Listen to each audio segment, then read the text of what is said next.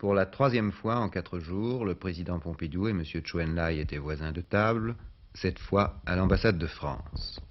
Dîner d'amitié, où les invités chinois étaient d'ailleurs plus nombreux que les Français, dîner de remerciement aussi pour la chaleureuse hospitalité chinoise témoignée à M. Pompidou depuis son arrivée à Pékin. Dans son allocution, le chef de l'État est revenu sur le caractère constructif de ces entretiens. Les entretiens très constructifs que j'ai déjà eus ont achevé à cet égard de me convaincre, s'il en était encore besoin, qu'entre nos deux pays, les raisons de se mieux comprendre et de se bien entendre étaient nombreuses et solides. Je m'en réjouis d'autant plus que nul ne saurait s'en inquiéter. L'amitié entre la France et la Chine est d'une nature telle qu'elle ne peut être exclusive d'aucune autre.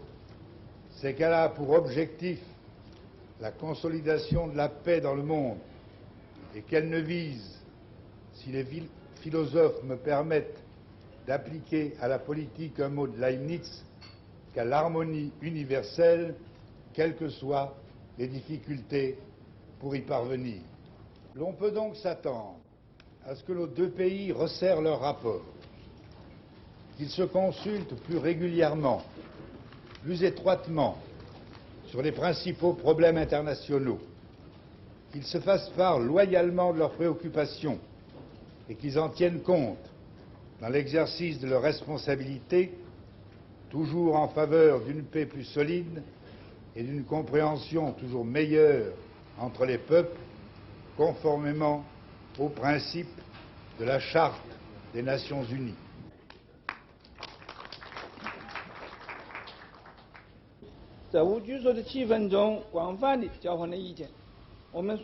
M. Chou En-lai répond que cette visite constitue une importante contribution au développement ultérieur des relations franco-chinoises, puis il rend un hommage inattendu à la mémoire du président Allende, dont la mort héroïque, dit-il, suscitera immanquablement une lutte plus énergique du peuple chilien. Enfin, M. Chou En-lai affirme qu'au cours de son périple en Chine, M. Pompidou se rendra compte des sentiments d'amitié du peuple chinois pour le peuple français.